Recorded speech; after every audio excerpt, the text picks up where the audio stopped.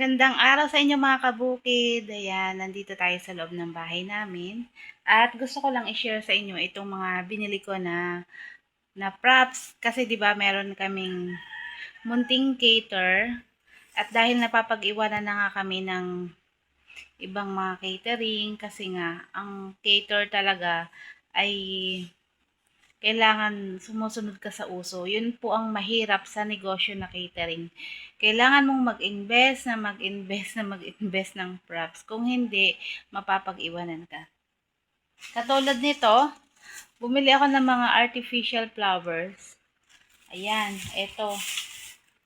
Ayan, ito, blue rose. Yan natin ng plastic.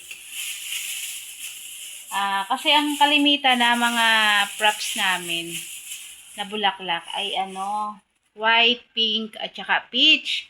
Kaya, wala akong mga blue. Meron lang akong blue na kaunti, yung panabit. Wala ako ng mga ganito. Dahil nga, uso ngayon sa mga nagdidibo, puro blue na bulaklak. Yan, bumili ako ng mga kulay blue na bulaklak. Meron pa ditong hindi dumating na 20 pieces pa din yun. Ito yung isa, maliit lang. Iba't ibang klase na blue yung binili ko para nagmi-mix yung kulay. Maganda siyang tingnan. Ayan, katulad nito, maliliit lang. Yung isa, hindi pa dumadating. Maganda din yon. May iba't ibang klase ng design na bulaklak. Pero isang ganito din yon. Alam nyo ba itong ganito, magkano ba to? Magkano po ba to? Ito, ano to parang 6, 7, basta nasa 70 or 65 to 70 atang bili ko dito sa isang ganito. Ito yung binili ko kasi mas mura. Kaya 20 pieces yung binili kong ganito. Tapos ito naman, ito ay 1,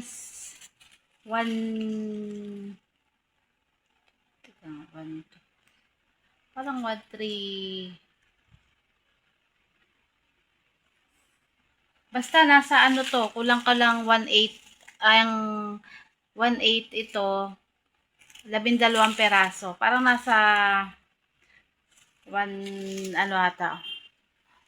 plus. Basta 100 plus ang isang ganito. Tingnan nyo, ang ganda niya. Oh. Ang ganda niya.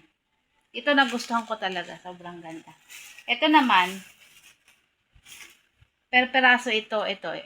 Ayan, itong isang peraso na to, 16 pesos na yan.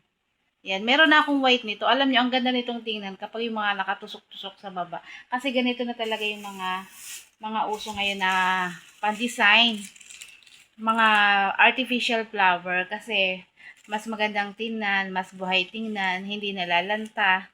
Kaya, yun nga lang, yung presyo din nito ay napakamahal. Pero, isang beses ka lang naman bibili. Kaya lang, pag matagal, syempre, na parang nalalanta na din, pumapangit, nagkakapekas, kasi syempre, lalo na sa amin, hindi naman laging venue yung mga event namin, sa mga, sa mga bahay-bahay, tapos, aabutan kami ng bagyo, tapos minsan nakaranas pa nga kami noon, yung tent ay, nalipad ng hangin.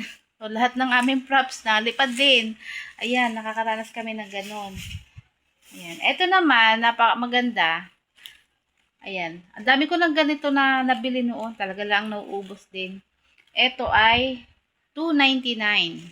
2.99. Oh. Bumili lang ako ng 10 piraso. Talagang binudget ko lang. At kasi nga, yun, kahit paano kumita naman na kami ng konti nitong cater na huli.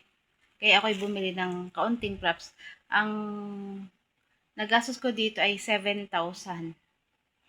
Ayan, pampagawa na sana namin ng pandagdag na sana namin pag-iipon ng pampagawa ng tiles namin kasi yung tiles namin dito ay sa loob ng bahay kasi yung sinaunang tiles, yung puti, pangit pala yun,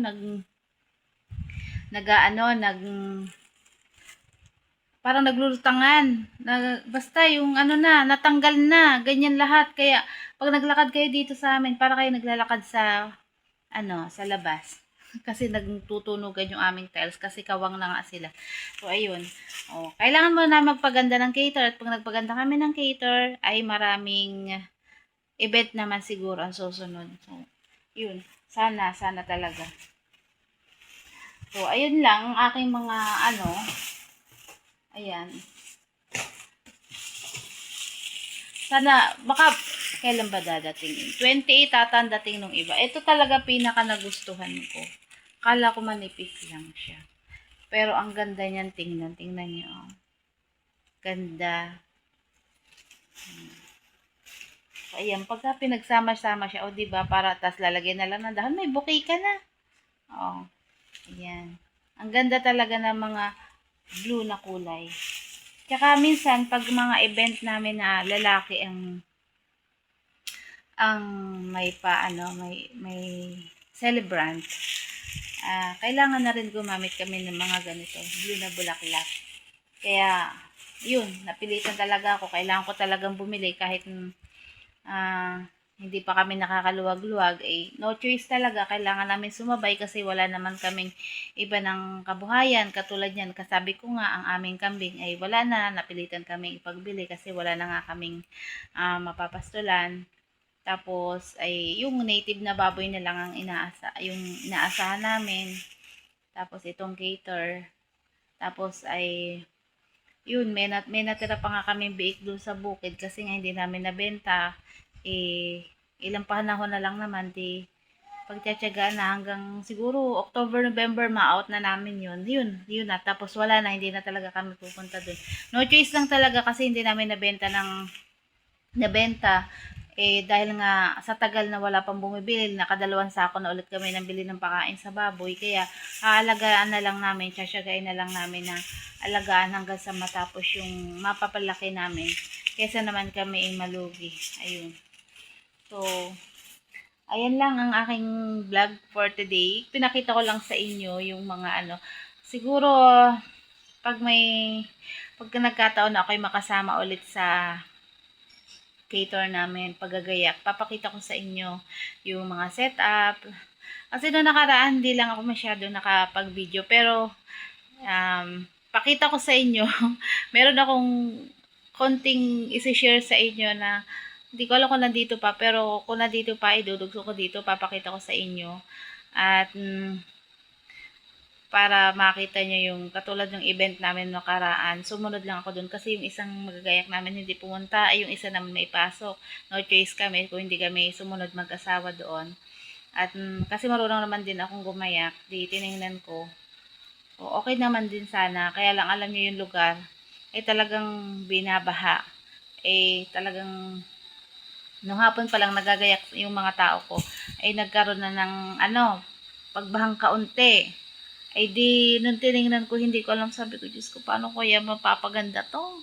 Hindi ko alam kung paano papagandahin. Ayun, buti na lang at naayos ko naman din. Ito yun, papakita ko sa inyo. So, ito na nga, pagkatapos gumayak, mag-video-video muna ng kaunti. Hindi ko nang nilagyan ng malaking matras kasi alam ko talaga magpupusin lang. Tapos, hindi ko din dinlagyan ng maraming design na pang bulaklak at mga artificial flower, artificial leaves sa baba kasi binabaha nga. So, magdudumi ng husto at masisira naman ang design. Kaya, ayan, dinamihan ko na lang talaga ng balon. Sawa naman ng Diyos, kahit pa paano gumanda naman. Ayun, hindi ko na lang dinilagay yung ibang mga parang mga madaling masira na props kasi sayang naman. Hindi na rin ako naglagay ng mga ilaw kasi nga baka hindi nila, kasi wala kami mga tao yan at ano lang yan, yung setup lang talaga. So kaya hindi na ako naglagay ng mga ilaw at baka mamaya pag nagbaha ay walang makabunot ng extension at mamalay-malay na lang ay maka-aksidente pa. Kaya yun, kami mga caterer talaga sa ganitong sitwasyon talaga kami nahihirapan. Talaga napapasubo kami kapag ganito ang sitwasyon ng lugar. Pero no choice naman talaga at nangyayari naman yan. Kaya sige lang. So, ayan lang mga kabukid. Shinare ko lang sa inyo ng kaunti kung paano ang aming hanap buhay. So, marami pong salamat at wag pong kalimutan na mag-like and subscribe. At pakishare na rin po ng aking mga video. Marami pong salamat. Bye!